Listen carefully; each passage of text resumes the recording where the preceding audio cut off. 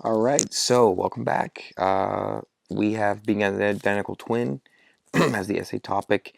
I saved it as twin essay one dot doc, um, and let's check out where we're at. So we've decided to make this essay to be strictly about childhood, or teen years, not going into adulthood. Um, Actually, staying where we're living together. So not even post high school. And we structured it. We decided to make it about our heads, slamming heads, taking a test, direct performances, and then the conclusion, sort of overall thesis of using your head, living a little, um, you know, taking some risks, having some fun. If you're an identical twin and not just do everything sort of by the book, and because these are sort of memorable, interesting, fun stories. So if you have an opportunity to, I'm sort of encouraging that. Even though perhaps maybe my personality is, each essay sort of is its own living, breathing organism. And so if you want to be a little bit more, to encourage a little bit of more, wildness and frenziedness, um, in terms of your youth and taking risks in this essay. Maybe another essay, I'm talking about being risk averse and, saying that, it's important to be risk averse and here's why. But, it's okay is what I'm saying, as long as your tone, you're very cognizant of why your tone is what it is. And also just thinking about the milieu, um, the world of being around young twins that are sort of, we were sort of, upbeat and out there, and we definitely, try to be somewhat fun loving. So I guess it sort of matches that, right? Um, and so looking back, I'm just making sure that that connects, using your head, which connects to our sort of our through line with these anecdotes and stories, but also saying, hey, you got to live a little, you got to take some risks, have a little fun, and not just be risk averse. So for this essay, that's going to be our sort of conclusion. Um, so yeah, now we sort of weave into we look at how we're going to weave into the first paragraph. So let's do first paragraph, and we're going to say one set, and every 250 births. Sort of an interesting head scratcher. It might make the reader sit up and take note. Say, some interesting quote. Something to hook the reader. You've heard of that before, like a hook. You want to set the stage, to really imagine that this reader is, this teacher's reading, 50 essays or 200 essays. You want them you want to grab them by the lapels as early as possible and really make them interested and intrigued. Um, and obviously practice is helpful as well. But remember, it's sort of a performance. Writing an essay, you're sort of performing. It's sort of a fun opportunity to perform. You sort of get the chance to show off too. It's your voice. No one interrupts you. It's your voice. So I don't know. I think if a lot of it's, the attitude of writing an essay, like, oh, who wants to write an essay? I mean, who really wants to write an essay, right? But if you think about it as, oh, I get to share my thoughts, I get to organize them first, and then I don't ever put my foot in my mouth. Maybe sometimes in your day-to-day life you put your foot in your mouth, like I do. But an essay's cool because you could like edit, write, rewrite. You can make it like as pretty of a picture as you want. You could make it as solid of an argument as you want. And then when you're ready, you turn it in. So it's I don't know. There's a beauty in that, I think. So I think a lot of it's just the attitude of, oh, it's the drudgery of work. And I think this goes the same, with just schoolwork in general, but I think essay writing particularly. Um, I always recommend, obviously, well, we can talk about this another time, but obviously, like reading a lot. I'm a huge fan, especially if you're young, um, in school, even in college. Just read a lot. I feel like there just it's a lot better time and just more opportunities, and it's more valuable, I believe. The earlier you read, fiction, nonfiction, whatever, books, the classics. We could talk about that another time. But I think that those, that practice of reading will be very helpful in terms of writing as well. So let's go over this. Um, so let me just so this would be sort of the opening paragraph. One set every 250 births, and then describe. So now I'm going to describe. Remember, sight. It goes back to the basics, right? The five senses. Um, sight, sound, touch, taste, and hearing, and smelling. So describe. So you want to use the five senses. Describe. We were premature. We were in incubators. A lot of this stuff is interesting because a lot of twins are premature. A lot of twins, it's risky, when you have multiple births, and we were no exception. So again, it's not complaining; it's explaining. We're just going to explain, like, these are some interesting snapshots, um, of our lives, and see if we can bring people into that world just for 3 pages or 5 pages. So then you're like, okay, so you're in incubators, you're taking a snapshot of these little kids, babies, and then we're going to heads, right? So bodies, fingers, and 2 heads. So even though I'm just writing this again, and then so then describing, and then we get to our heads, and then we talk about, what about our heads? Well, heads, we look alike, right? Which has to do with sort of your head and your face. And we might not use every little thing here. This is just part of this process. And then biological dad. And this is a funny anecdote. I mean, it might not be used, but it's pretty funny. But the biological dad, I thought it was my head first. Mom said it was Chris.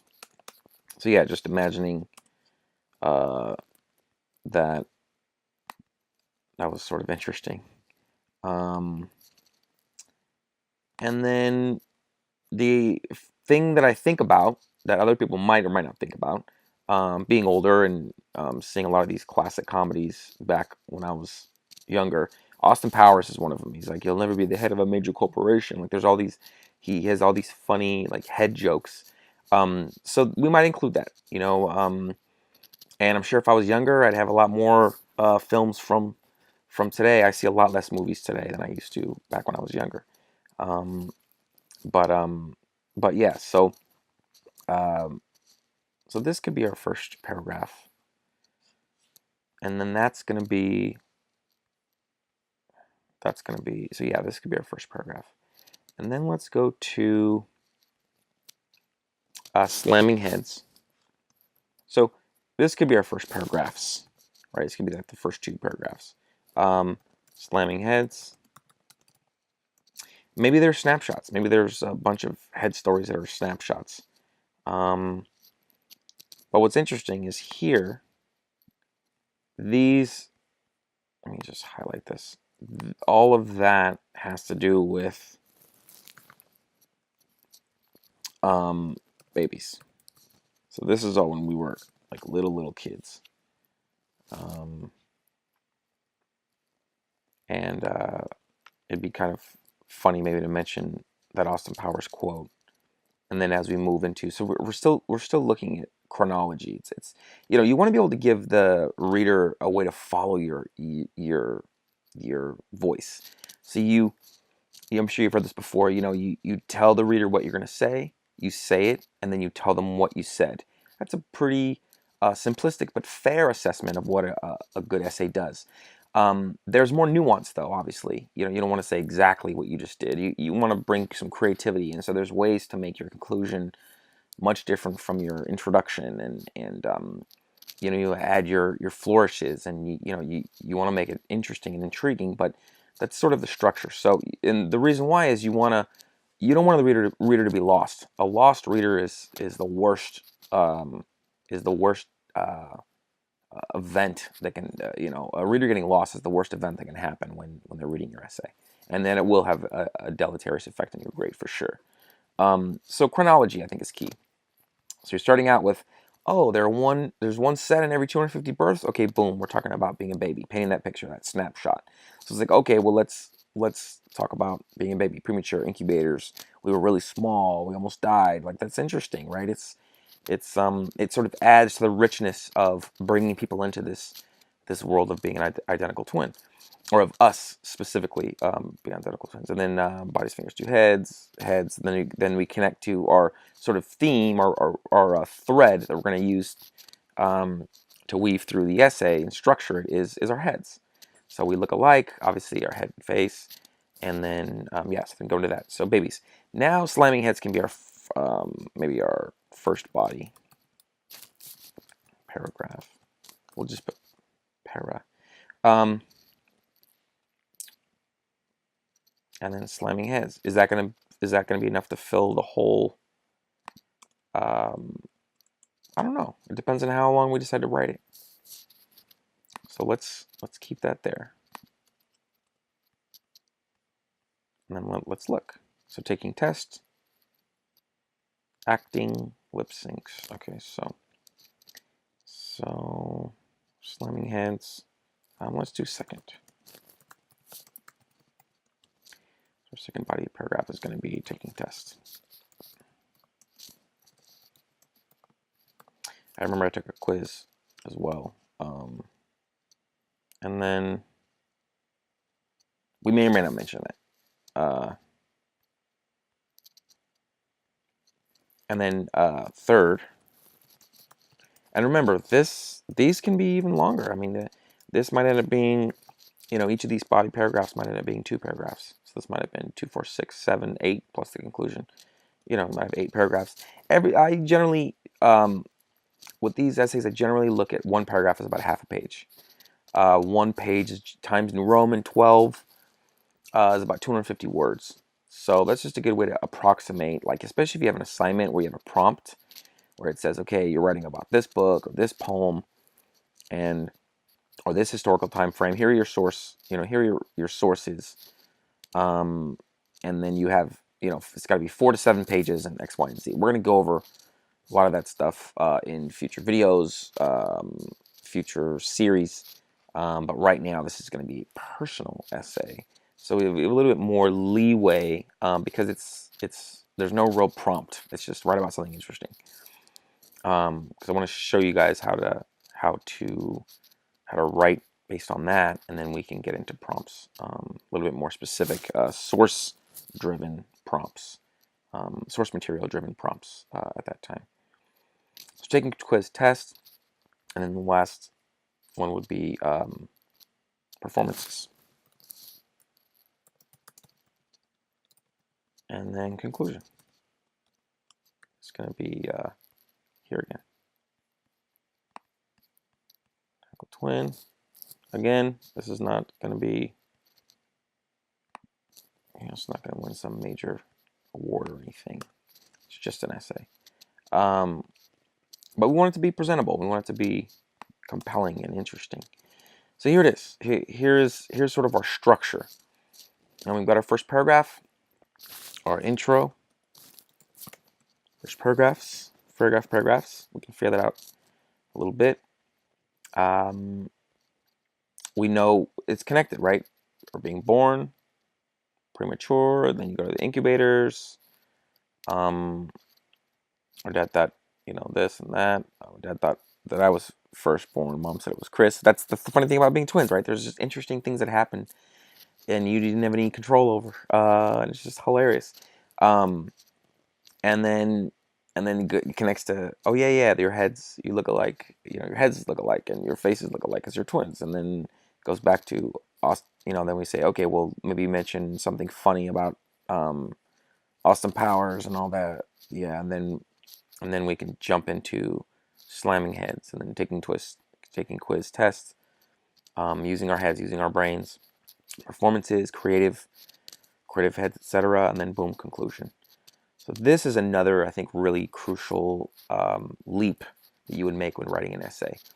It's, you know, distilling down to, and if you're writing like an essay that is focused on a particular book or text or historical event, etc., it's gonna be even easier, I believe, because you're gonna have like actual source material that you're gonna find. You're gonna find like 10 quotes or 10 pieces of quote unquote evidence that support your thesis, or 8 pieces that support it and 2 pieces that don't support it, and maybe you want to be more nuanced.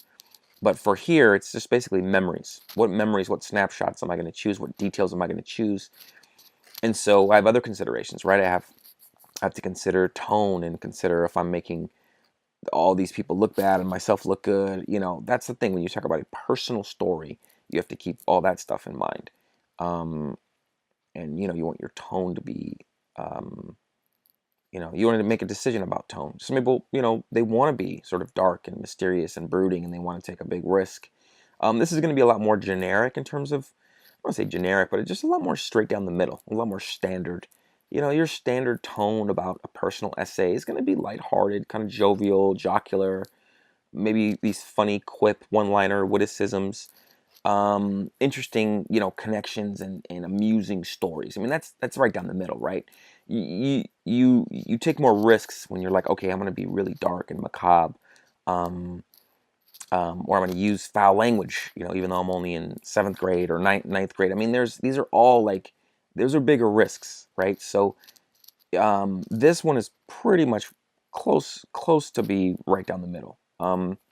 Which is somewhat, I don't want to say somewhat safe, but yeah, when we're going for something that's a little bit more safe, if we're trying to get a good grade, which is our objective, we're trying to, impress the teacher and have them, and also, write an interesting essay that they're genuinely interested in reading.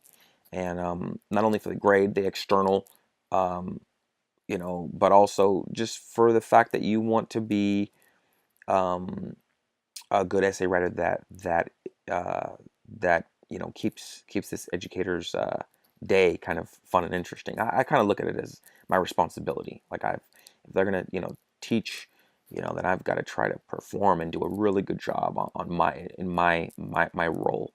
It sounds hokey, but I think that's really important. I think that there's whatever motivates, right? If the grade motivates you to work really hard and to do all this structure, um, then go after that.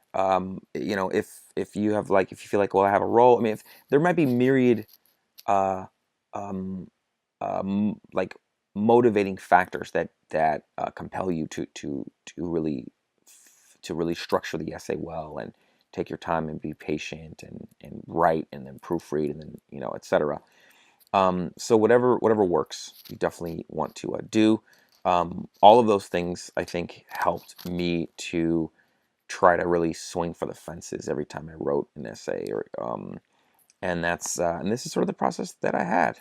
So here's a structure, really important, because even though other people might not agree, I do believe in structure. I really really do, and I think that it saves you a lot of heartache as your classes get more rigorous, or as your time um, gets more crunched. If you have a lot of activities and a lot of responsibilities, um, and sports and these clubs or family obligations, social obligations, work obligations, and then you've got all these classes. I mean, it's there's a lot. There's a lot. So I think structure is really helpful, especially when writing essays. Some people don't think that it's as important. I'm a huge fan of structure. I think structuring an essay the way we're doing now is like 85% of it. Um, so we'll talk more about it, but here is our basic structure, and I'll see you guys at the next class.